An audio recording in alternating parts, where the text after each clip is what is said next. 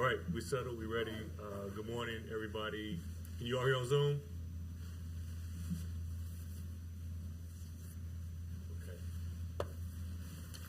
Can you all hear on Zoom? Okay. It's 8 o'clock. We'll start the October meeting of the Douglas County Board of Health. A copy of the Open Meetings Act is there on the west wall of the room. I do have a copy of official notice, and with that, Sunday, you can conduct roll call. Wade. Here. Gray. Here. Rogers. Here. Weiss. Here. Jones. Here. Wilkin. Here. And Gray is online. So with that, we will ask for item 2, approval of the minutes from September. Is there a motion? So moved. Motion by Gray, is there a second? Second. Second by Weiss. Roll call. Wilkin. Yes. Wade. Yes. Rogers. Yes. Jones. Yep. Weiss. Yes. Gray. Yeah. We'll go to item 3, which is the public comment. This is an opportunity for individuals in the room or online to comment on a Board of Health related item that's not officially listed on the agenda. Are there anybody wishing to have public comments at this time? Looking online. Seeing none, we'll move on to approval of the agenda items. We have items A through G. Is there a motion to approve those? Second. There's a motion by Weiss, second by Gray. Seeing no questions, roll call. Gray. Yes. Rogers. Yes. Wilkin. Yes. Jones. Weiss. Yes. Wade. Yes. Item 5, Health Director's Report and Issues for Discussion. Dr. Hughes.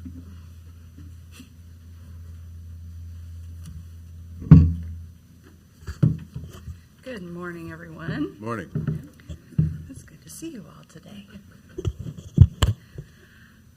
All right. So we'll start off with our personnel report. And I'm really happy to be able to tell you that we're getting there for being fully staffed. We had quite a hole there for a while, and we're finally getting people on and moving, so that is very exciting. In terms of terminations and resignations, we had one over the past month. Kennedy Leach, who was one of our community health workers, moved on as of September 30th. We have 3 new hires that we're working with. Lindsay Williams is our accounting associate. Amber Kula is a secretary in the lead program. And Myra Trump is a WIC clinic clerk. So we're very excited to welcome them and work with them. We also have an offer out for Deanna Stoffel for our WIC peer breastfeeding coordinator, which is a position we've been working on filling for some time. That individual is in the pre-boarding process right now, so they'll be on shortly. We have a few vacancies that are still open that we're working on filling. Right now, we still have our health equity epidemiologist. That's posted, so hopefully we'll get some good applicants there. We have a WIC clinic nutritionist position open. We have a community health planner 2 position posted, a lead program specialist position posted, secretary position in food safety, and then supervisor for epidemiology position is also being reposted. We are 3 positions that we've done some interviews and we're kind of working out details there. So one of those is that food safety and compliance supervisor position, which we did just recently decide to go ahead and repost. The deputy director position, the finalist for that position is actually coming down to visit the department and meet staff on this Friday, so we're very much looking forward to that. We've already had 2 interviews with that individual, and she seems very promising, so hopefully that visit on Friday will work out well.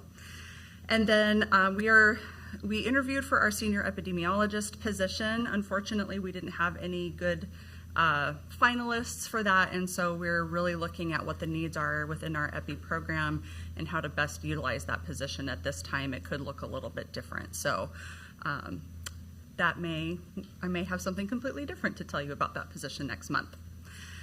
We also have a couple of people that we want to mention today and honor for their service. They're not here to accept a certificate, but I do want to make sure that we give them a mention. James Sisson, who is one of our epidemiologists, has been with us for 20 years now, and so we're very glad to have his expertise and just he's very calm and constant and just one of those really great people to have when you have a lot of stuff going on to work through lots of data and kind of that backstage work, if you will. So James, thank you so much for everything that you do for the department, and we are so grateful to have you on our team. The second one is Velma Chavot, and she is one of our med techs in the clinic, and she has been with us for 30 years. She actually started in Access Medicaid back in the Access Medicaid days, and then came to us, and she is another one of those that's just fantastic service that she provides for her clients. Wonderful face to the community, really represents the department well, and we're, again, just so grateful that we've had so many years to benefit from her service. So thank you, Velma, for everything that you do for the department. And with that, my personnel report is complete. Does anyone have any questions?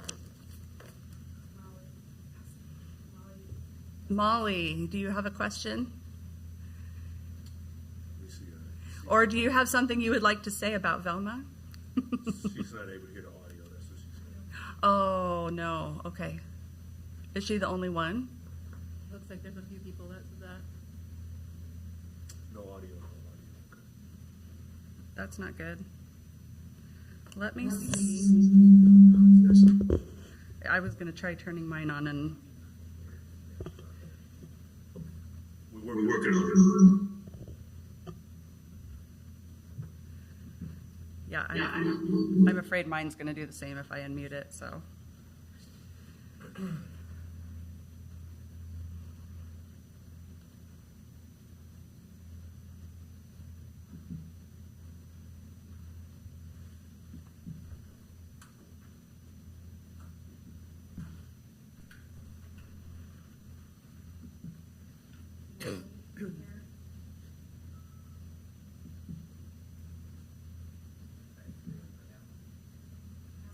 Are you able to hear on Zoom now? Wonderful. Thank you for that quick fix. Okay. So well, obviously you all won't have any questions since you couldn't hear. But having no questions in the room, okay. Molly, did you have anything that you would like to add about Velma? We just honored her for her 30 years with us. Great. Yes, Velma is here. So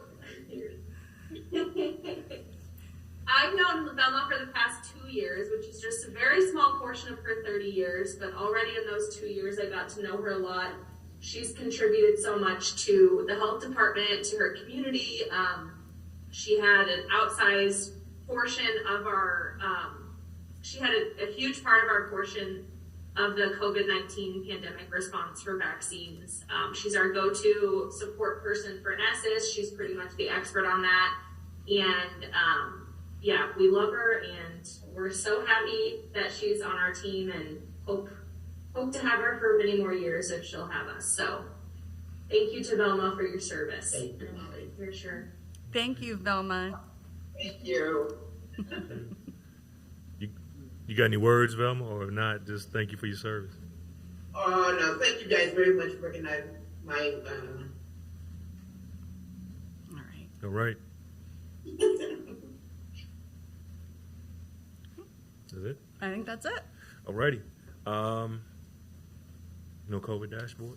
I do have a COVID dashboard and some other things to talk about that are communicable or infectious diseases. Let me get this shared up. So this is our COVID summary for right now. Let's see if I can, sometimes the little windows get in the way, but currently our community level is at low, and we've been there for probably a good month now, maybe a little bit longer. So that's great news. We're very glad to see that. The graph in purple you can see bears that out, where our rates have essentially gone down. They've started to go up just a tiny bit over the last week or two. Right now we're at 67.6 per 100,000 for a 7-day total. I think a week ago we were sitting at around 53. So we've gone up just a little bit. Of course, we'll keep an eye on that. It's not necessarily surprising as the weather changes and more people are congregating indoors and schools in and all of that. So it's not necessarily surprising, but we certainly will be keeping our eye on that. Hospitalizations, likewise for those with COVID, have decreased. You can see that's that blue line. That's those hospitalized with COVID-19. That continues to decrease, and our ventilator usage thankfully remains low at this time. So that's all very good news. And then in terms of vaccinations, obviously vaccine has been, one of our strongest tools and one of our biggest ways to really prevent more disease occurring in the community. And recently the bivalent booster came out, and that's a little different than the boosters that we had before because it actually includes that newer Omicron variant. So kind of have that old Delta variant and kind of the subvariants there, and now we have an Omicron specific component in that vaccine. So the coverage in terms of how well it prevents disease should be a little better than the old one was. So we are currently giving those boosters. We're offering those at our clinics. So we've had, I think, pretty good demand for those. At least the clinics I've seen have been pretty busy, so that's good news. And then there have been some other approvals in terms of, first the approval occurred for the adult vaccine, and then it's kind of rolled down to the adolescent pediatrics. So we continue to work to get our population as vaccinated as we possibly can. At this time, let's see, 68% of the total Douglas County population has completed that initial vaccine series. So that's that original 1 or 2 vaccine that would have been the original series. And then 58% have gone on to either get a third dose or some kind of a booster. And unfortunately, we're not able to break that particular data point down further. We just know that if they got a third dose, basically more doses than just the original series, they get counted here. So certainly some work to do to increase that number, and we'll continue to offer it, out in the community. And hopefully we have a somewhat, I don't want to say normal, but a fall and winter that's under control. We'll just say it that way.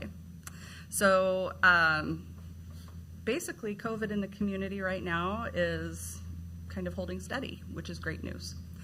Does anybody have any questions right now about COVID? Yeah, Dr. Usumiak, you said, just explain to me a little more about your, I guess, what are the talks with UNMC or any other entity about where they think things may expect in the winter? Because I keep hearing. Mm-hmm. Yeah, so I think that we're expecting a little bit of a bump. I don't know how big that bump is going to be. It's a little bit tough to predict right now. Mm-hmm. I know in Europe, rates have started to go up a bit, so we're keeping an eye on what's happening there. In the past, we've followed kind of the European trend by several weeks, so it's something that we can use. Again, it can be a little bit difficult to predict just because they have a different vaccine, they have different, their population has some differences, and of course, we do things a little bit differently in the United States, so that can change that trend a little bit, but we are definitely keeping an eye and watching that. What do you all recommend in respects to, since probably COVID and flu will come together more full throttle this year, what do you recommend symptoms-wise for people to do? Yeah, so, definitely if people feel ill, they should be staying home. They shouldn't be trying to push through and go to work. They should stay home and see a physician. We do have some free test kits that are still out in the community for COVID. So, keeping 1 or 2 of those on hand so that if you do get sick, you can test and maybe differentiate. Is this the flu? Is this COVID? Because they do have some symptoms in common. Visit your doctor or an urgent care clinic if you're feeling really, really bad, and they can administer a flu test and a COVID test, so they can do kind of that full battery of testing. But generally speaking, to prevent spread in the community, it's really important that people stay home when they're sick. Good hand washing is going to remain very central to preventing the spread of illness. And then don't forget about masks. I know people don't love them, but that is an effective tool that can be used to keep yourself healthy and keep those around you healthy. So if you are so inclined, it would be great to go ahead and do that. And if you are high risk for either flu or COVID, that mask can be something that would be really helpful for you. I also recommend that everybody get their shots. So there's COVID shots and there are flu shots, and you can actually get them together. And so just really recommend that people be mindful and make sure that they're getting those. This is actually the best window to get it. It's really October is what we usually say for flu shots is a really good time for you to get that. So it's widely available right now, so highly recommend that people get out there and get those. Are we still, I guess the core of my question is, we're still right now giving out stuff free. I keep hearing about this running out. What are we planning for if funding stops and the government stops paying for it? Yeah, so the government did stop buying, so they don't have any in stock anymore. So the state is no longer purchasing those test kits, the eMed test kits that we've been handing out and distributing for free in the community. We do still have a few left around the community, so you can still pick those up at drugstores and places like that with insurance. I think they might be free. However, we can still purchase those. So if we have ARPA funding or other funding, we can look at continuing to purchase those tests if that makes sense for our community. So it'll just we will have to be the ones that are or different clinics or agencies are going to have to order theirs. So I'm just curious, what term should I be using? I don't want to say we're getting blind or so basically you had testing everywhere, you had better sight, then you went to at-home testing and got a little more. I guess what are we at now? Nobody's paying. It's not free. You really gonna have to be interested to go get a test. Yeah.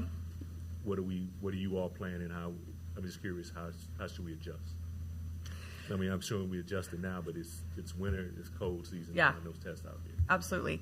So, it's really, I think, going to depend partly on the demand of those tests. So keeping some on hand to put out to the public, really for people to be able to pick up in locations such as libraries like we've been doing. So we can certainly explore continuing to order some to keep on hand. We definitely will not have a lot of them. We won't have a huge number to give out to agencies who might need to fill gaps, but we will try to do that. So for instance, if a nursing home, let's say their order of tests is late coming in and they need a few, we can get them some. We provide some for juvie, places like that. It'll be harder for us to do the gap filling, but we would prioritize making sure that the public has access, and then those agencies that maybe if they're in an outbreak situation or basically their order is just delayed for some reason, that we're able to kind of help fill those gaps. But I don't envision that we're going to have. Eventually, the money's going to run out, so we won't always be able to make those orders. Up until now, it's been really, really helpful that the state has kind of done these really large bulk orders where we can just say, hey, we need X number of pallets, and they send them to us at no cost. So taking over that will be a little bit difficult. So are you all still having those weekly calls, or have they reduced now since the? For the state, Yeah. we still do. Okay. Mhm. Okay. All right. That's all I got. Seems like it's probably a good idea just to have a test at home on hand. The problem with the test, the home test, is if it's negative, it doesn't really, oh, sorry. It doesn't really tell you too much if it's negative, other than Right. you're negative at that second, as far as like the viral load. So definitely a good idea, like if you're not feeling good, to stay home. And with this new like subvariant that Fauci was describing, like being pretty problematic with how far it's, or how the doubling rate is, you know, a lot higher than the previous strains of Omicron. So some concern there. Yep. Okay. Yeah, I definitely, if people are able to keep one on hand, I think it's a great idea. But yeah, you're absolutely right. If you are negative, that doesn't mean that you might not be negative or you might not be positive tomorrow. It really depends on where in your illness you're testing and how much of that you're carrying at that time. So it's a good tool, but it's not the end all be all. Okay. Seeing no other questions. Okay. All right. I also wanted to give you all a quick update on monkeypox and then give you a very brief overview of Ebola. So, as you know, we have experienced a monkeypox outbreak, and I'm very happy to say that across the nation and in Douglas County, that outbreak has really slowed. We, I think, have had one case in the last couple of weeks, and that was after almost a 4-week break between cases, so certainly it slowed down. Total count, I believe, is up to 26 here for Douglas County. I think in the state, it's either 29 or 30, so most of the cases in Nebraska are here, which I don't think is a surprise. We do continue to have monkeypox vaccine, and we do have a survey that's out there for people who think that they might be high risk to go ahead and fill out that survey, and then they get triaged into getting that vaccine. And basically, it's on a risk. It's a risk status that we look at. So the higher the risk you are, the more likely you are to get the vaccine soon. That delay, I think, was a lot longer earlier on when we got that vaccine, and it's shrunk significantly. So we are getting those vaccines out there. We also have TPOXX on hand, which is the antivirals essentially that can be used to treat that. And then we also continue to do some targeted education with the most at-risk populations, and keep some general information out there as well for the entire population. So I'm very happy to say it seems like nationwide our prevention efforts have paid off, and I've heard some say that there could be a little bump as people get kind of used to, oh, okay, it's slowed down, now maybe my risk behaviors can go back to what they were. So it's always possible we could see like a little bump or resurgence, so we're keeping our eye out for that, but right now things are looking pretty good. Any questions about monkeypox? All right. Moving on, I wanted to also give you just a very quick update regarding Ebola. If you've been following the news at all, you would have seen that there is an outbreak of Ebola Sudan virus that is occurring in Uganda. And right now it is limited to 5 districts within Uganda. However, it is very close to kind of a travel hub, so where a lot of people come and go internationally. And so there is some potential for potentially exposed people to travel.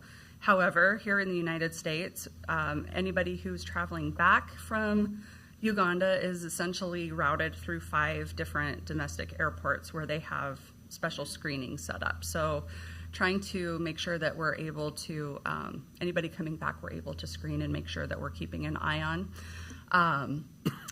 If you remember back to 2014-15, we had a pretty significant Ebola outbreak that was occurring at that time in the Democratic Republic of the Congo.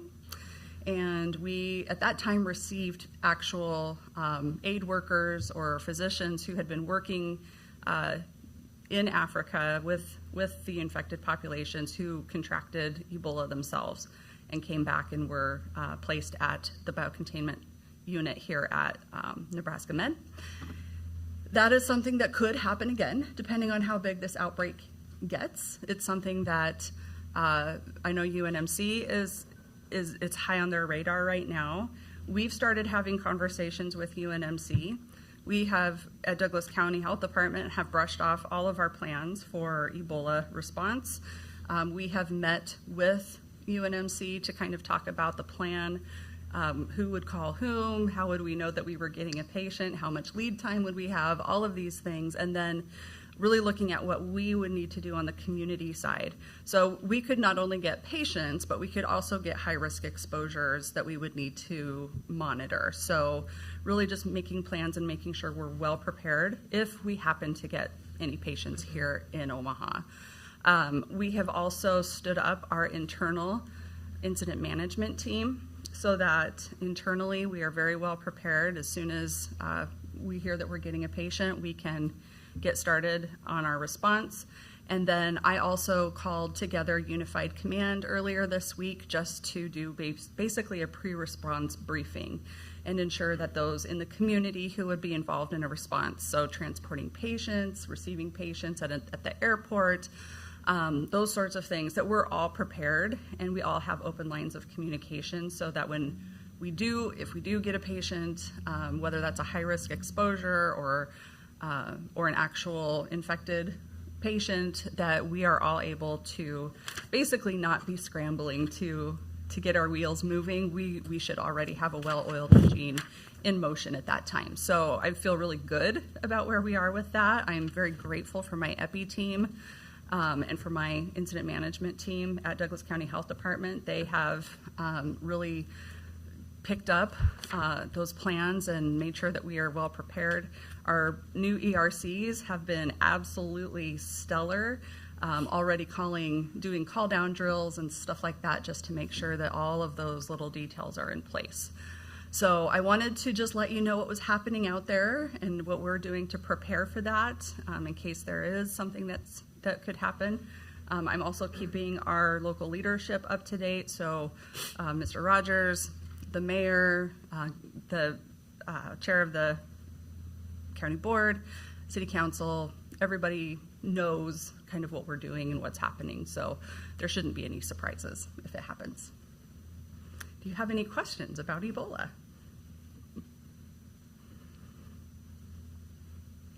Oh, good. All right.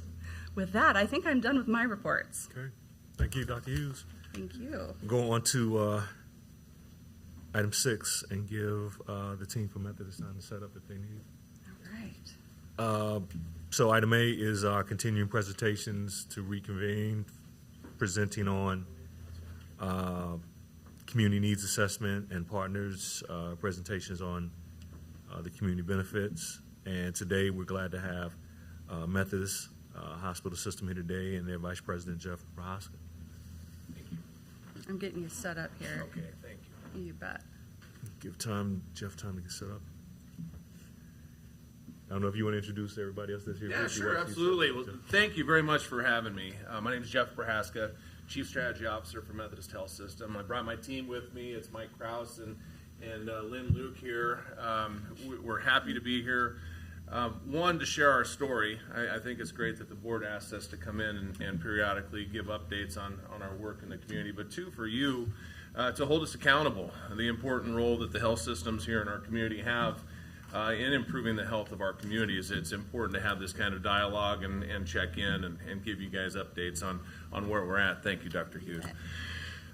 To begin, we as Methodist Health System are mission driven, and it is important to us to continue to keep this directionally focused. We're here for one reason, and that's to improve the health of our communities. We do that by the way we care, the way we educate, and the way we innovate. I think that's something that, in my role as Chief Strategy Officer, yes, responsible for strategy of growing the organization and being there, but also mission-driven. You know, I wear both of those hats. Our mission is our strategy, and having one person in charge of that and focused on our efforts in the community being really our sole strategy.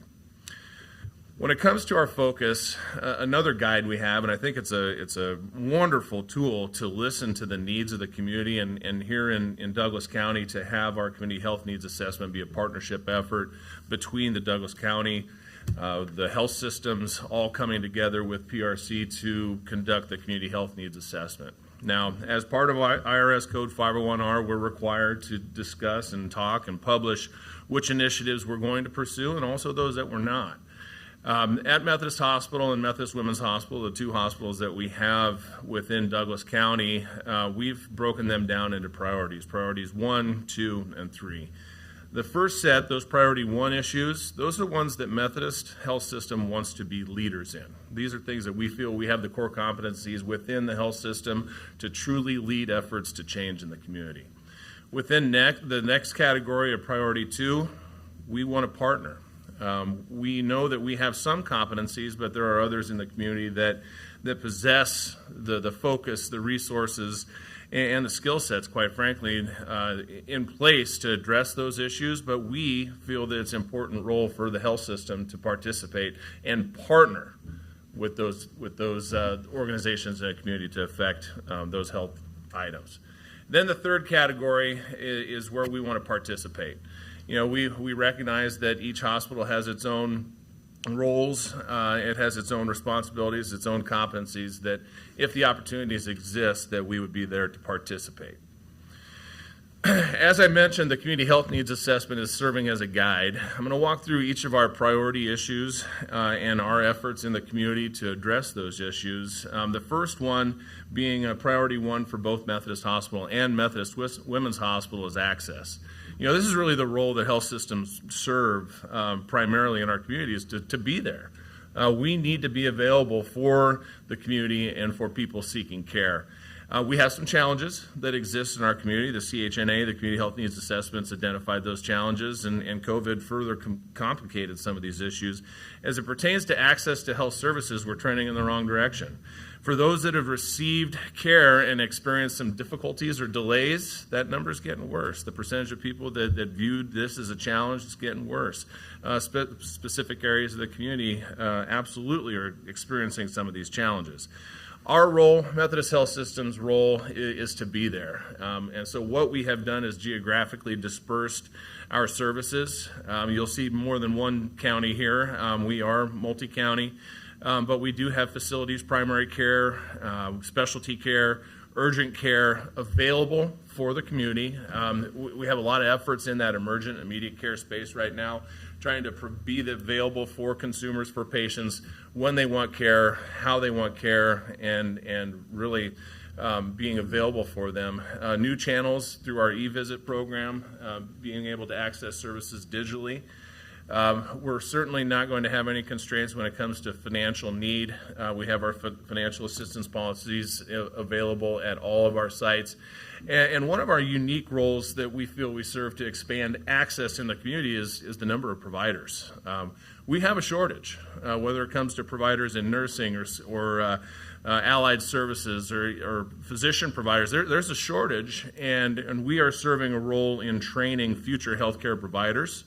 With our Nebraska Methodist College, with our clinical sites, where we are creating healthcare professionals of the future so that we can, as a community, have adequate bandwidth to care for our constituents. Another strategy that we have is to be in the locations where care is needed. One of the best ways to do that is put it on wheels. We have a mobile diabetes center which serves multiple purposes. We have run vaccination clinics for COVID out of the mobile diabetes unit. We certainly stick to its core principle, which is to provide education and screening for diabetes, but we've used, in partnership with the Douglas County, this vehicle to be local, to take it to sites in the community where it's needed. Really proud of that program, and it's been going on for a number of years. The other piece is our Methodist Community Health Clinic. It's co-located with Kuntz Memorial Lutheran Church, and it is a free or reduced fee clinic. It's in an area of need, And I think one of the unique things that we have, and you'll see this in a number of our initiatives as we go through our other priorities, is it serves as a hub for community relations. This is really a place where we have people coming through, whether it's for the Healing Gift Free Clinic, whether it's for the food pantry. They're coming there for other purposes and receiving health services. One unique thing that we are doing at the Methodist Community Health Clinic is focusing on health equity. We have a collaborative where we're participating nationwide with Vizient, which is our GPO, Group Purchasing Organization. They have it's a cohort where they have provided an opportunity for us to create a pilot and use the Prepare tool to identify health inequities and be able to then develop strategies to address those health inequities.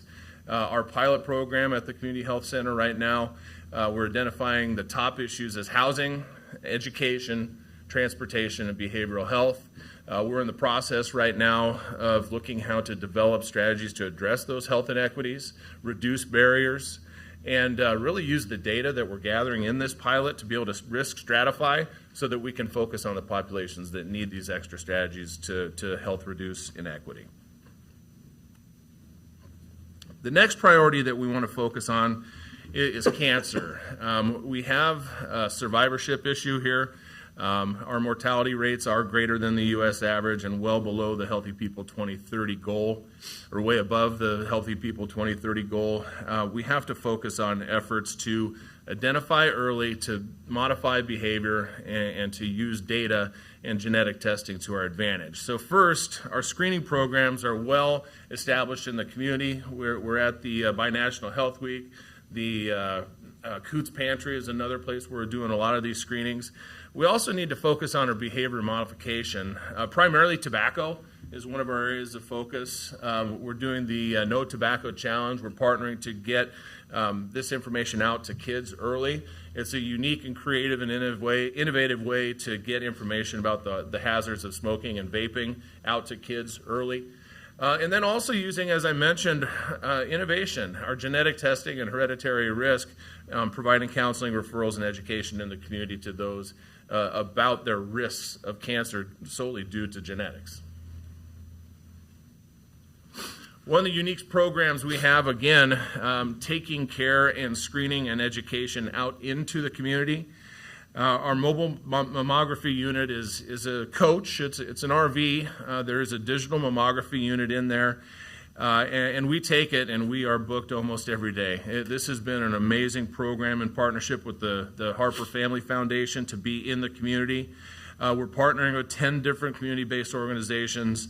No cost to participants on those outreach days. We've done over 500 women a year on these outreach days. And I think what's most important here is this stat, 32% first-time screening rate. That means that these women would not have been screened otherwise unless we parked this beautiful pink coach right in front of them. And so it's a strategy that really works. We make it convenient. They come with their peers. It's more of an inviting environment. It's not daunting and going into the doctor's office. This is a really successful strategy to get people in to identify potential breast cancers early. Also partnering with businesses around the community. Our bandwidth on this is really big. We're over 1,400 women screened. And on the businesses, we're at 16% first-time screening rates. The next priority is heart disease and stroke.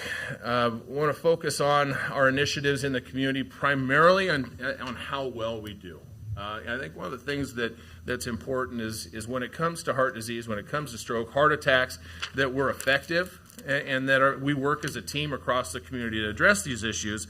And through programs like Mission Lifeline and the STEMI Task Force, these are us as health systems working with 911, working with the ambulance companies, EMTs, to flat out be better. You know, the time is of the essence when it comes to a heart attack, when it comes to a stroke. Streamlining and hard-coding these processes and using best practices is the best way to improve your effectiveness. And that's what we're doing as a community, partnering to come together to just be better. One of the challenges when it came to COVID was the screenings suffered. Blood pressure screenings and lipid testings, a lot of these things people just avoided going to the doctor's office. So we're really focusing on what we're calling return to screening, getting rid of the fear of going into these screening sites and getting the information, again, for early identification so we can treat these issues. Again, you'll see Coons Food Pantry is a great opportunity for us to get out and do that and promote the return to screening, and then focusing on women's health, focusing on heart conditions with women with Go Red for Women. Jeff, what's the iron stamp mean? I'm assuming that's STEM. What's the So, I in it? Commissioner Rogers, I'm Was an that engineer not and an MBA. Infarction, doctor? Infarction, is that right? ST elevation MI. Yeah. It's just a heart attack. Say it one more time. It's a heart attack. ST elevation MI. So it's one Okay. of the things we look at on the EKG that's elevated. Oh, so that's not like. It's not STEM like. Okay. Myocardial infarction, correct? All right. You call it a STEMI. Got it. One of the unique roles we serve in the community is to have a specialty hospital. Methodist Women's Hospital should be and must be a leader when it comes to areas like infant health and family planning. We have the busiest NICU, neonatal intensive care unit in the community, and we need to focus on this. It's our duty, it's our role. Also, when it comes to family planning, we know that our community suffers with a teen birth rate that doesn't stack up to Healthy People 2030 goals. We have a role there. A difficult conversation, difficult area to impact, but if we are truly going to be a leader in the community, we must have these conversations. Infant health and family planning begins with education. We do provide pregnancy and childbirth education. We provide parenting and infant care classes in the community, promoting breastfeeding, working on that with consults and support groups, encouraging the health of infants through breastfeeding. We also serve as a breast milk depot where we do take donated breast milk, and we cultivate that for the breast milk depot of the Midlands. Genetic testing and counseling in terms of infant health, a lot of the issues that go along with that in partnership with Gene Matters. And then we actually have stood up what's called an adolescent gynecology clinic. This is for the treatment and for counseling for adolescents and teens, particularly as it pertains to family planning. Sexual health. This is a long-term partnership with the Douglas County Health Department. As we look at the data, we continue to struggle as a community. We as a health system have partnered with the County Health Department to address this issue. We've stood up a sexual health clinic where we do assessments, we do diagnostics and treatments. Promotion, I think, is a big thing in the community in terms of sexual behaviors. We have a free and confidential sexually transmitted disease testing clinic. It's confidential and it is free, so it's something we're really trying to get incorporated into the community. It's called Get Access Granted. Coordinate treatment for all of our sexual assault survivors. When there is any issues with STDs and sexual assault, we coordinate that through our community health clinic. Okay, as it pertains to mental health, we do have a very robust program. It's a long-standing program. It's in all of the OPS high schools, all of the OPS middle schools, and alternative programs. And it's called the Methodist Community Counseling Program. We have counselors stationed on site in each of those schools. It's really to assist the schools. It's in partnership with the schools to serve as a resource as it pertains to mental health. The Community Health Clinic, as part of that pilot, we've partnered with Lutheran Family Services to really dovetail behavioral health or mental health counseling into the clinic. So you have, obviously, the patient's clinical needs, medical needs, but oftentimes those are influenced by their behavioral health challenges or those needs. Having a counselor on site for what's called a soft handoff, identify these behavioral health issues in these sick people, walk them down the hall. Oftentimes we can do a soft handoff to a counselor and improve their clinical health with their mental health. Participating in the Build Health Challenge in North Omaha, focused on mental health improvement.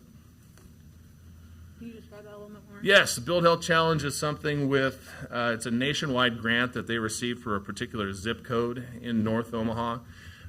Their first efforts, and this is a Lutheran Family, Heartland Family Services is kind of running point on that, focused on improving mental health in the community and listening to the community about how to do so. And as far as the school the OPS Yep. program, is that like free or you go through insurance or? Okay, so we can bill insurance if they have insurance, yes. We do not pursue payment if they don't have insurance. Injury and violence, again, serving a leadership role in the community for our sexual assault survivors. Number one, providing the unique care needs that those survivors require. Others is to be a leader in the community and educate other hospitals on these best practices, and then serving an advocacy role with the state. We provide car seat education and also shaken baby syndrome task force. Okay, Commissioner Rogers, I know you have asked specifically about impact of Medicaid expansion. You beat me to it, yes. That was probably going to be your first question. I figured I'd hit it head on. Medicaid expansion, when we look at the economics of how Medicaid patients are reimbursed, typically they cover between 80 and 85% of costs. Those costs can be captured in our community benefit reports, or 990H, that we file with the IRS. And that number adds up to, in conjunction with Medicare, so this is not just Medicaid, it's Medicare and Medicaid, the government programs, a loss essentially of $22 million. Okay? As Medicaid expands, what it does is reduce that loss. So we report less and less into that category as Medicaid expands. Our thought is if we have a reduced loss, what we want to do is funnel more and more of that into what I think you called the Community Benefit Trust, which was the line item on the agenda. That's the left side of this. Our community health improvement bucket is truly our investment. All the programs and everything that we build in the community, the partnerships that we help fund, that goes onto the left-hand side. And I think what that says is that's the work that's being done in the community. That's the impact. We want that number to grow. We want that loss for the government piece to be reduced. And I think with Medicaid expansion, I think that's probably what you're looking for is what's happening. And that's the accounting of it. What we're putting it into are medical homes. Those are really the front-facing people that are in the community. They're serving community members and patients. Coordination of care, health equity, and social determinants of health. Those are all the programs as people come through and are challenged with unique health needs. Oftentimes not a clinical diagnosis, but other challenges that they have. That's where we need to focus our efforts. That's where we can swim upstream, if you will. If we can help eliminate or at least mitigate some of those challenges that come along with health inequity or social determinants of health, we can improve their overall clinical health. Primarily, our role in the community with our $82.9 million in community benefit investment, which is about 7.4% of our overall budget, is to be there, is to provide access for residents of the Douglas County. We can't do it alone. I think this is about my 5th presentation to the board, and when I first started putting this presentation together, this is a list of all of our community partners. At that time, it was try and get to 200 partners. That was our goal. We are just shy of 300 right now. So over the years, I think we need to recognize that that's really the power behind how we can improve the health of the community, is to partner and to collaborate. With that, I'd be happy to answer any other questions you might have. Yes. How do women find out about the free mobile mammography clinic? Okay, so the community events, first of all, are all partnerships. So we do them at Charles Drew, we do them at One World, and they do the promotion through that. The partnerships that we have with employers, they promote within their employment opportunities. So their HR departments put out the flyers and say, hey, the Methodist mobile mammography unit's going to be here on Wednesday at 8 o'clock. Schedule your appointments. We found that a targeted approach where it's promoted through that location, that they handle the promotion because it's their people. You good, Mark? Yeah. Okay, Jeff. Let me say, I appreciate you all's presentation, and it reflects well just because I'm assuming Mike gives you good feedback because he's at all the meetings. He's so here. he's there. He's here. Go back to your slide for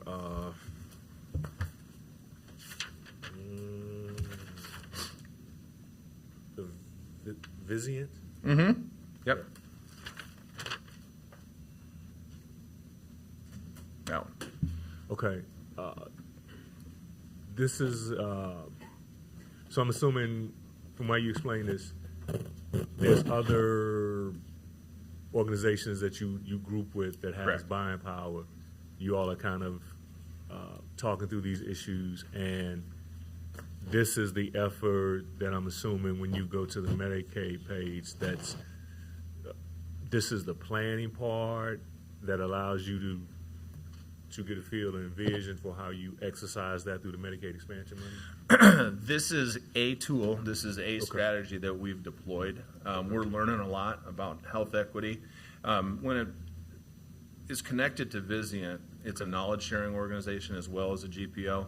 So that's the power in this. Is there's other cohorts that are doing the same thing around the country.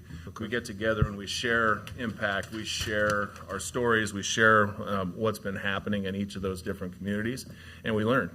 And I think why Vizient is so head first into this is they're seeing the writing on the wall that the Fed, that this is where they want us to head to. This is where future incentives are going to fall, and we need to get good at it. Okay. Go back to your Medicaid expansion slide. Go there.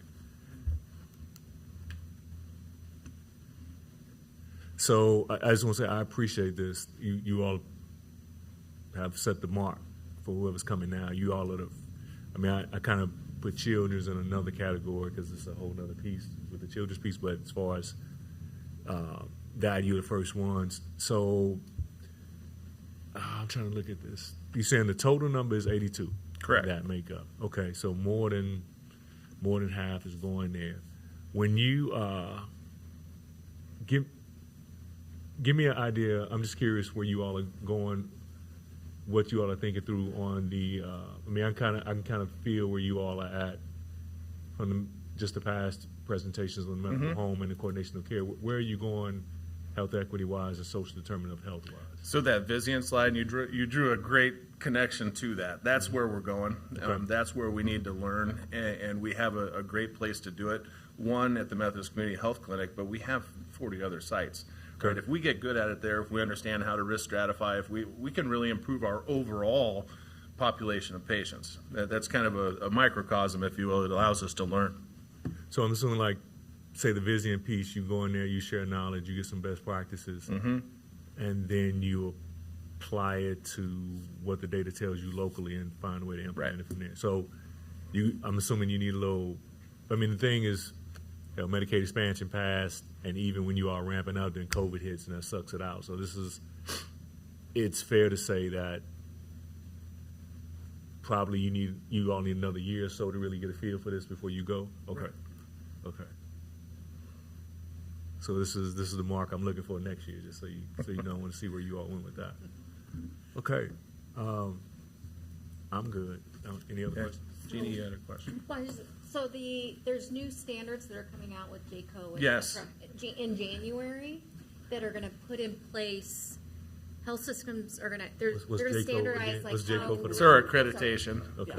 Yes. No, Yeah. for people that are. We actually, absolutely. Yeah. There's 4 key tenets to it on they're going to hold us accountable, and they're all focused around health equity. Yeah. And a lot of these components are in it. You're right. Yeah. Wow. So like how race and ethnicity is tracked by hospital systems has not been standardized. Right. So Okay. come January, it'll be standardized, so you'll be able to compare apples to apples. So there'll be a big push to make sure that we have accurate race and ethnicity for patients. Therefore, then we can have better tracking of health outcomes and identify where the health inequities are occurring. So those, I'm going to say, infrastructure pieces are being put in place and starting in January. I'm anticipating health systems, it'll take them a while to see all their patients and get that data updated. So I'm anticipating, give it 2 years, then we'll have much, much better data. Okay. But that will be helpful. Yeah, And absolutely. it'll be a part of all the health systems accreditation as this push towards health equity. Yeah, that would be very interesting. Dr. Jones, Yeah. For the Vizient collaborative, so like the social worker is screening them, but how are you knowing that patient needs a social worker to screen them? Like what's That the process? prepare tool that was referenced in the first bullet point is exactly that. That's the screening tool. And that's another thing, through JCO or through the Fed, that's kind of the Prepare tool might become the standard. That's why they selected that one to use. So everyone's getting that at every Right. like primary care No, visit? no, just at our pilot site at the community health center right now. Okay. Because, you know, and the reality of it is the Prepare tool is a screening tool. It identifies a need. The real success comes from, okay, we've identified a need, now we can plug you into a resource to help address that need. And then the real magic happens when then you have feedback from that resource and says, okay, they took advantage of the resource and they used it, and now here's the outcome of it. And that's where that risk stratification comes from. You use the data to see if these things are working. Sure. And like as far as how many times a year are they being screened, or because? As they come through. Okay, so each time they're Yep. screened. Interesting. The physical location?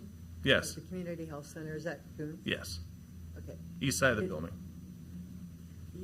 Just a friendly suggestion. Uh-huh. It might be helpful to actually put the address below the picture that you have Great. for people to understand the proximity. Where it is. Perfect. Thank you. Just like one more question. Tie together for me, and this is education piece on my part, trying to think through some stuff future-wise. So, the climate change thing is intriguing to me. Well, it's not intriguing, but I'm understanding a little more, particularly after COVID and just understanding of the role that climate kind of plays infectious disease-wise. Help me understand the environmental role in cancer, more so from infrastructure pieces. I mean, what I hear and what I understand is, stuff like areas of towns where there's a lot of electronic lines. Help me understand I know about smoking, but help me tie together and the relevance, or is there any relevance about the environmental factors and how that plays out on cancer? I mean, built environment-wise and any others that we should be aware of to look out for. I might actually defer to the professionals in the arena on that. Oh gosh, so welcome to Nebraska. You're Yeah. going to have a lot of potential carcinogens, I think, in the environment by nature of our largest industries, farming, ranching.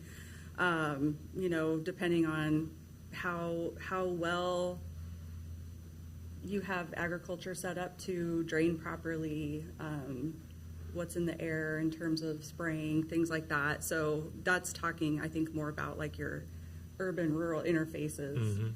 As you move into, into a more urban area, the risks are really going to start focusing or be more toward industrial product or things that are in the industrial products that could be leached to the environment. I don't know specifically what all would be here in Omaha that would be of concern. Certainly something that I can look into. But yeah, I think in Nebraska we have a lot of potential environmental concerns besides climate change. Well, from your slide, is it fair to tie the slides you showed about where we are there to the state, the industry? I mean, does that make our state numbers compare with somebody like Iowa, which is probably more, or? Maybe. I think you would have to do some deeper digging into the data to make that connection. I wouldn't want to just off the cuff make that connection. I would certainly want to ensure that there was an actual correlation or causation, because correlation is not causation necessarily. So, yeah, I think it would really require us to dig a little deeper into that data. Okay. We've got Burgess too. I mentioned that Burgess is sustainability. Oh, sure. Yeah, sustainability is something that runs along parallel with a lot of these health issues, and us being a good, responsible, large organization and becoming more and more sustainable. We've set forth on our own journey for sustainability and our impact on the environment, and recognizing that does also not correlate or cause with health. I got one more. Yeah. So with the Methodist Health System, like, how did you guys decide to pick priorities for Methodist women's versus your? Our boards. Yeah, we had a leadership team, and then that goes up to our boards, and they approve that strategy. Have you done that historically? Mhm. Okay. All right, Jeff. All right, Appreciate thanks it. so much for your time. Appreciate it. Thank you. Very informative. Very informative. We'll go to item B and the overdose review legislation. Before we do that, I'm so Okay. sorry. We have a couple of questions that were raised Oh, sorry. on Zoom. They might be for me, actually.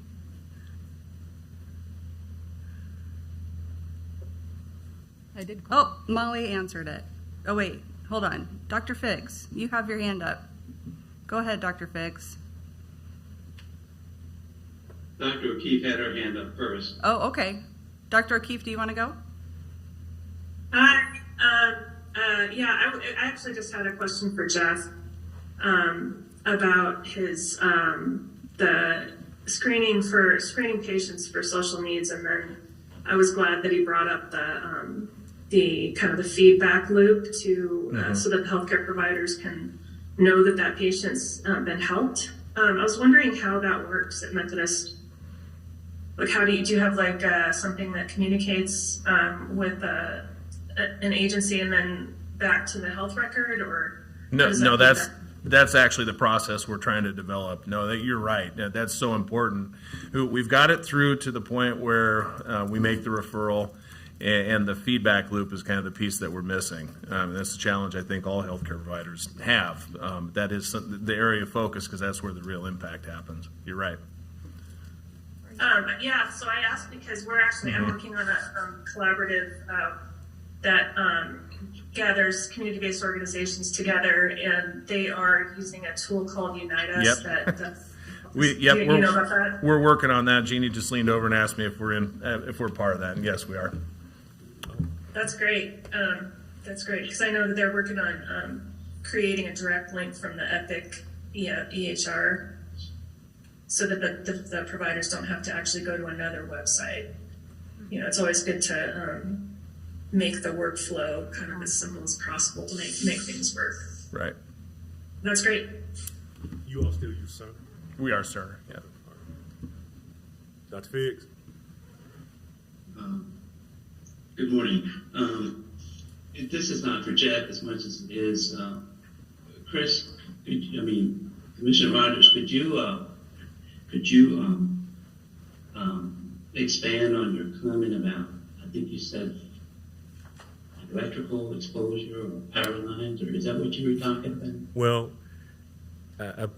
my wife used to work at Methodist. She used to run radiation oncology at Methodist, to be transparent about it, and she gets real anal about electric lines. And so when he said the cancer thing and electric lines, it got me to just asking, is there an environmental tie and other infrastructural ties that kind of play into the equity piece? I mean, if you look at most areas, people would say that's a lot of the discussion around OPPD and OPPD having that coal plant in North Omaha and that transition. And then you get into, I just remember when my kid was little, when we were looking for daycare years ago, and the daycare had a electrical grid by it, and she was just adamant that the kid wouldn't go into that daycare. So that's what I'm trying to learn a little more tie about, but also just the, I'm trying to figure out how to not ignore, and I'm saying it to the health department as a whole, the whole sustainability and the climate piece, because I was aware of it, but after going through that pandemic and just reading stuff on it, the hotter it gets, the more this we're going to experience. We've seen Ebola again, all this stuff within the last 6 years of all these infectious diseases, and everything in my instinct says stuff is coming. And so the question is, how do we as public health, while it's so conscious on everybody's mind, put this into the ether, and how do we get on it now? Because, Lancaster had the plan, the city council's pushing that plan, so it's going to be here. how do we increase this conversation in the public health mode? So that's why I was interested in regards to what Jeff was saying and how it ties. So that's where I'm asking that of Dr. Figs. Okay, I just wanted to really make a comment about the literature on power lines. This question's been out there for some time. I remember when I was at the National Cancer Institute, there were efforts, if you will, to try to weed out whether or not electric power lines or other kinds of radio waves, if you will, had an impact on cancer in humans. And I don't really, I don't feel that was ever really resolved. And people looked at that data and did not feel that it was very strong. My memory is now that the electric fields or the things that are created by people who live close to a power line, a lot of that research came up negative. Let's put it that way. There wasn't really a strong association, if at all, between cancer in humans and your proximity to power lines. That's all I wanted to say specifically about that. Well, that's good to know. Thanks. Oh, before you transition, this just popped up. I guess if I can ask you all, I don't need you to come back up, but just to look, I'm curious if you all could ask your people to keep a track on particularly, I'm assuming this is, last year you were kind of, but is this year, I guess your full throttle year from start to finish back in the schools unilaterally. I'd be curious to see what your mental health people are thinking about what the kids and that whole body is experience mental health wise that you can pick up. Yeah. I'd be curious about that if you can keep. Okay. Seeing other questions, Dr. Hughes? All right. So now we will go to item B, the overdose death review legislation.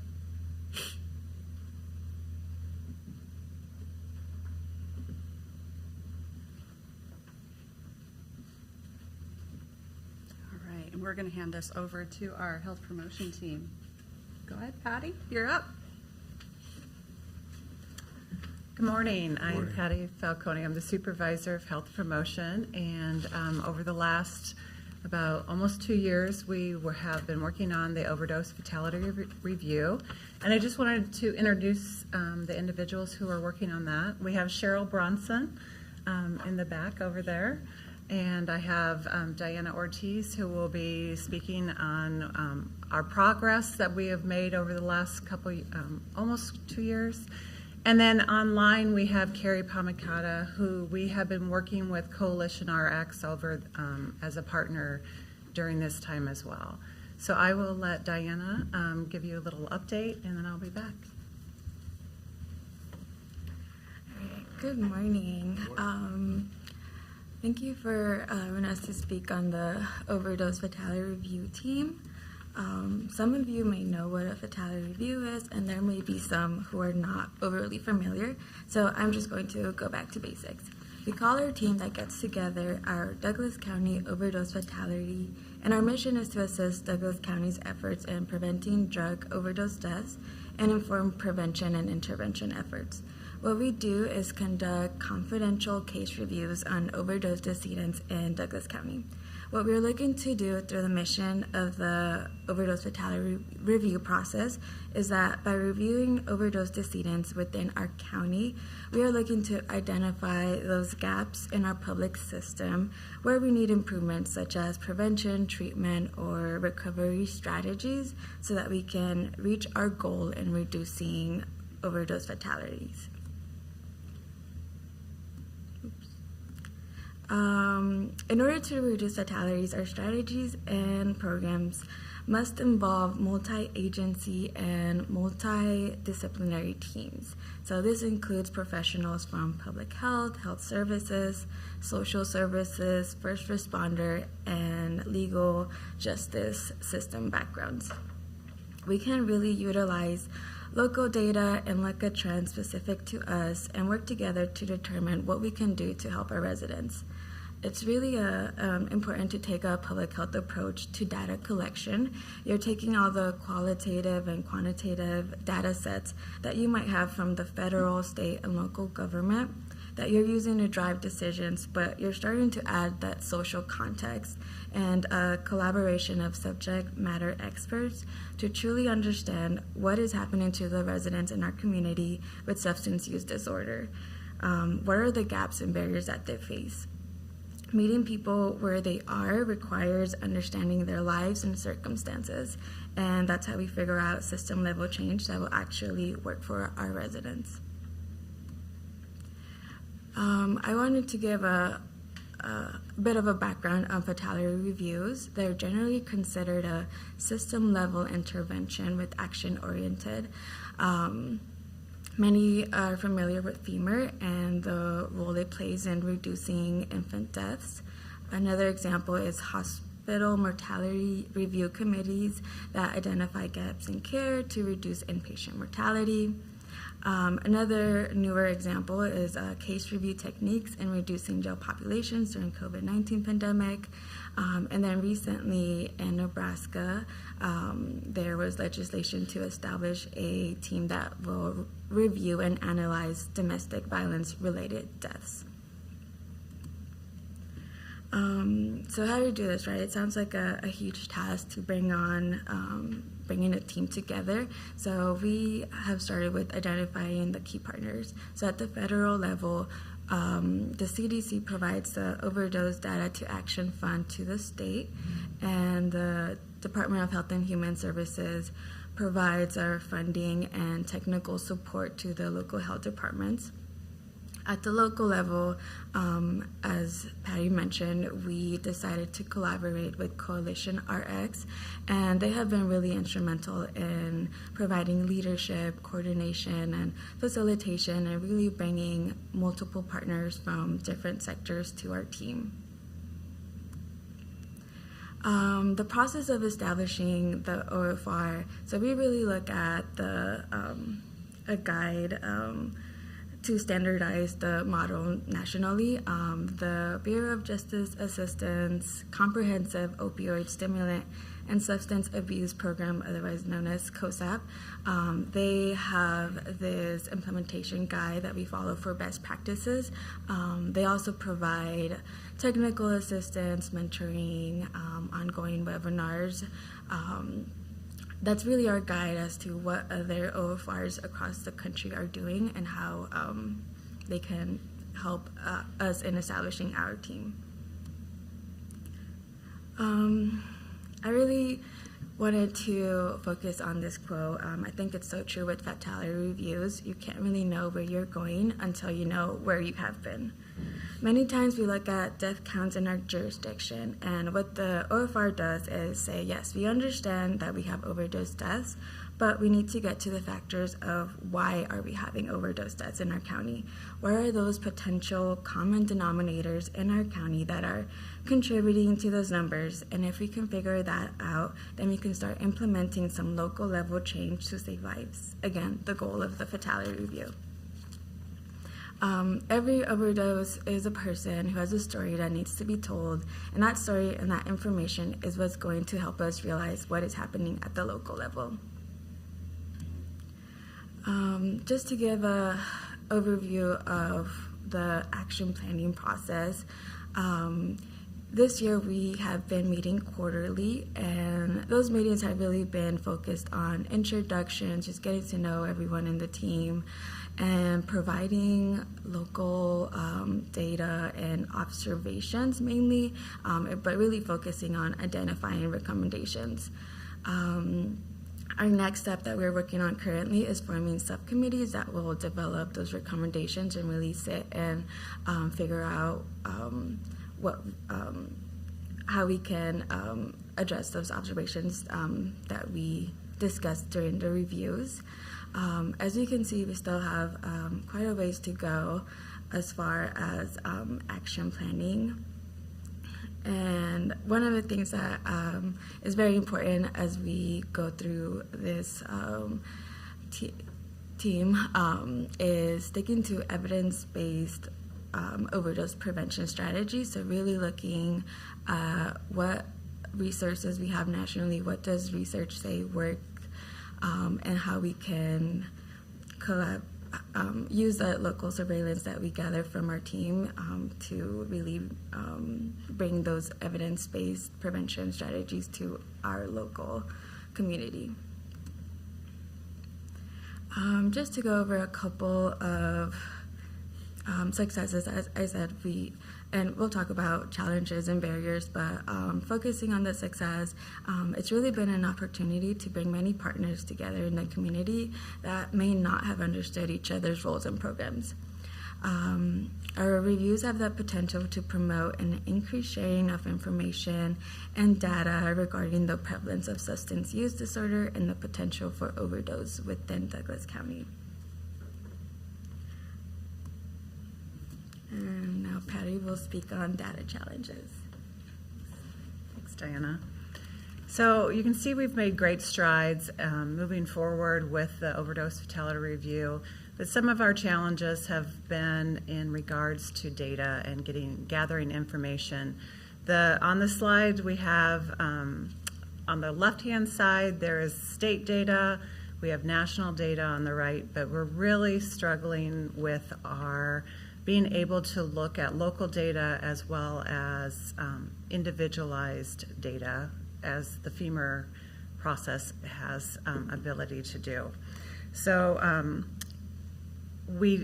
on the CDC website, they do show that there was 91 deaths last year for Douglas County, but we really are not able to,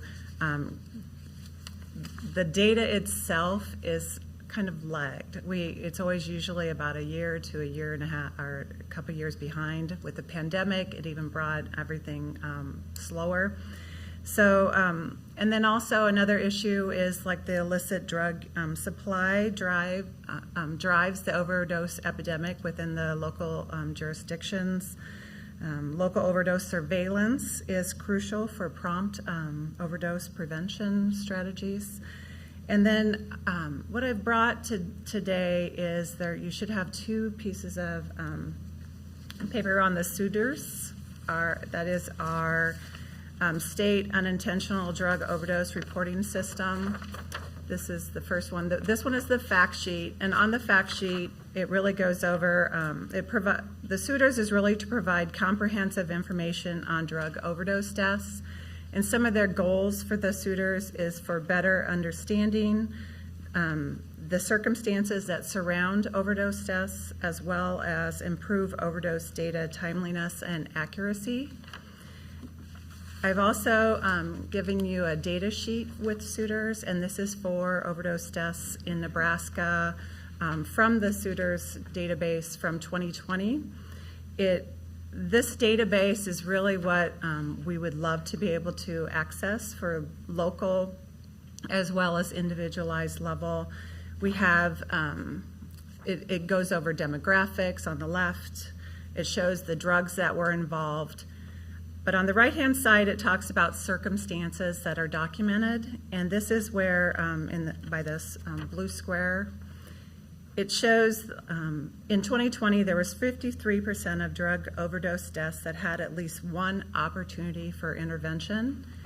And those are the types of information that we would like to be able to gather for our overdose fatality review team, so we can look at those. What are those opportunities that we're missing? What are the gaps in services or the gaps in really that we are not covering for our individuals out there? And then, I haven't moved this. So that with legislation, we have the COSAP that we are using for our foundational pieces of the overdose fatality review. They have done the work for us. They've shown us where other states have laws. So we're not going to have to reinvent the wheel. We can start with what they have to really move forward with. Don't touch. There we go. And then, but the really legislation, and as we move forward, as we started this process, we really knew that legislation was most likely going to be in our future, just based off of our FEMR experience. Legislation has been key in obtaining data for FEMR, and every time, every turn, every twist that we have right now, we are running into snags, really trying to gather that data. Currently, the state sends information, but they are limited in what they are being able to offer us. Okay. So in practice, the overdose fatality review involves a series of confidential individual death reviews by a multidisciplinary team. Currently, we are unable to obtain that necessary information needed on an individual level that would allow the OFR team to identify system gaps in innovative, community-specific overdose prevention and intervention strategies. And therefore, we are here today to ask your approval to move forward toward legislation. I think that's it. Question? You all got it kind of drafted now, right? We I have. thought that's what I saw. Yeah, We have access to drafts already. We're going to need to be. I know that Dr. Hughes has mentioned or spoken with others in the state, the local health departments in the state that are also interested in this. So there's quite a bit of interest. We are a pilot program for the state, so it's just all in the process of getting it started.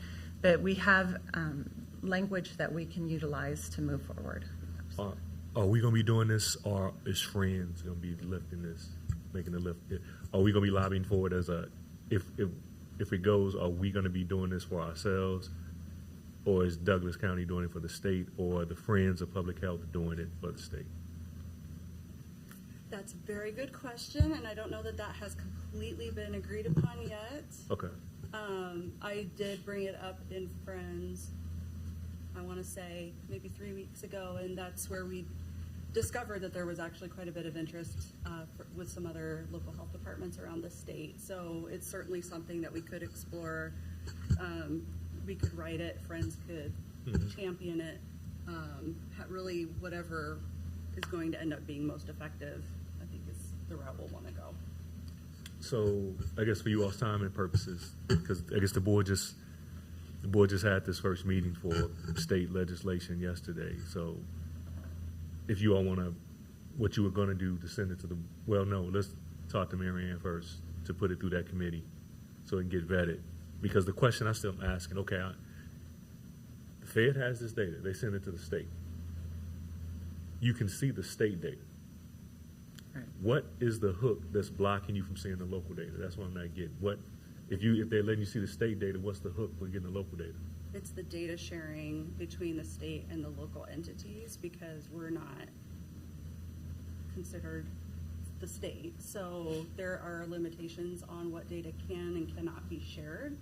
We actually had some of these, I think some of these because you're the difficulties local with COVID as well. But the level of data that you're looking at, so you can see some of the state data, yes, but I think the level of data that's needed, we have to go deeper in order to get out all of those variables. So if you look at like FEMR, you're literally digging into multiple health records and charts and really looking at all of the different social variables within a person's life that may have led to that adverse event. So very similar.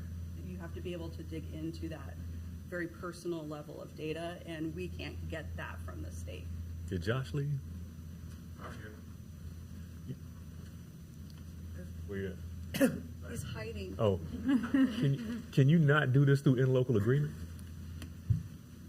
It would depend on the type of data that's being shared. I mean, there are some statutory restrictions on data sharing, so we'd have to take a look at the type of data that you were wanting to share and those statutory restrictions and see if they could Oh, let me, I'm being bad. Y'all got to come up to the mic. I'm being, so you can be recorded. Got to do it right.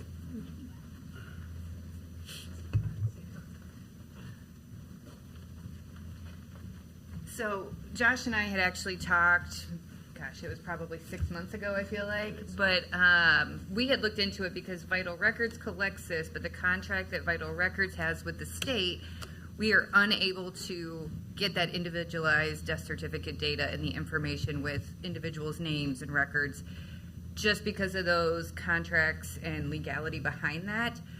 Substance use issues are not considered reportable diseases, so the deaths from this, so it's not covered under our legislation already, which is why we took the route for FEMR, and that has kind of continued down that path. Does that Okay. help? Kind of. I know. Okay. No. Okay. I was just going to say that there's some statutory restrictions on sharing certain types of data, and there's also some restrictions in Title 173 of the Nebraska Administrative Code on other types of data. So we would really have to take a look at what types of data the department was needing and whether or not that was precluded by those statutory or administrative provisions or not, which I'm happy to do with the department. But there will be some restrictions on what can and can't be shared. Okay. Anybody else? All right. There's not a formal resolution, but you got the presentation. Is the board fine with them moving forward with that? This will be official. Because it will get picked up. Is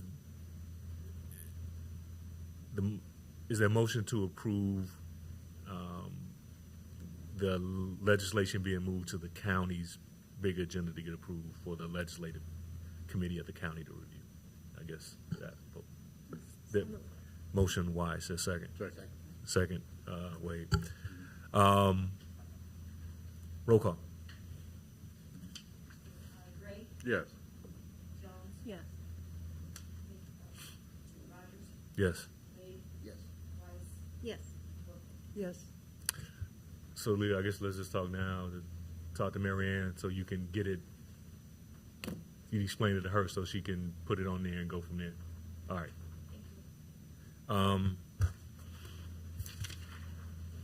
Anybody got questions on the reports that were submitted? All righty. With that, the next meeting will be on November 16th. Fair warning, John, you might have to run that. My wife's got a foot surgery, so I might not be here. So make sure you're here. Sorry, I have a couple questions, if that's okay. There's a couple questions in the chat about some of the overdose data. Okay, let me go back. And forgive me for that. I got it up to look, and I haven't been looking. Can we utilize syndromic surveillance data for overdose hospitalizations and deaths? And with Narcan expansion, has DCHD applied to be a distributor? That would be questions. So no on the Narcan, I think. Yep. I don't know what syndromic surveillance we actually get. That would be probably a good question for... It's primarily because that's supposed to be for infectious disease. Yep. That's why we can't utilize syndromic.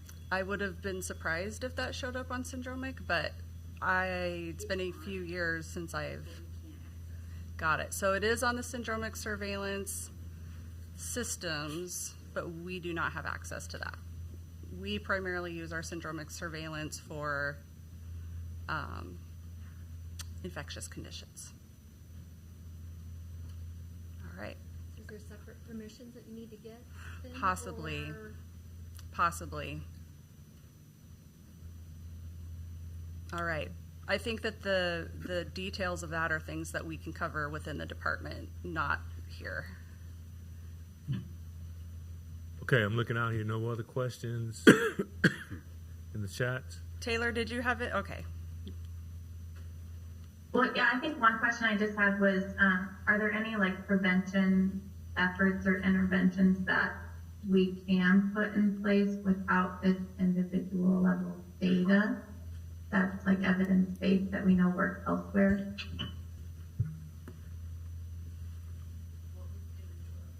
Are there any other interventions that can be put in place with the data that we do have, is I think what I heard. Yep. So currently we are, with the overdose fatality review, we do have subcommittees that are working on naloxone. They are working on fentanyl testing within ERs to make them consistent across the board. And our focus really is on the overdose fatality review team right now. That's what our grant is for. I know the rest of the state does have funding to do some of these other additional things, but I'm hoping, just like with FEMR, we will be able to, as we go deeper dive into cases, that we will be able to see some of these gaps and be able to have groups and subgroups that will be working on some of these projects. Thank you. Anybody else out there? Okay, Sunday, if you haven't caught it, know for the record, I think Lauren's on there. Lauren Sensig's on, so for attendance. With that, we do have need for executive session for the board. There will be nothing else after that executive session, so if people want to leave, they can. We'll just reconvene and adjourn. Is there a motion for the board to go in the executive session for personnel reasons? So moved. Motion by Wilkins, a second. Second. Second by Gray. Roll call. Rogers? Yes. Weiss? Yes. Jones? Yes. Gray? Yes. Wade? Yes. Wilkins? Yes. Thank you all. See you next month. Appreciate it.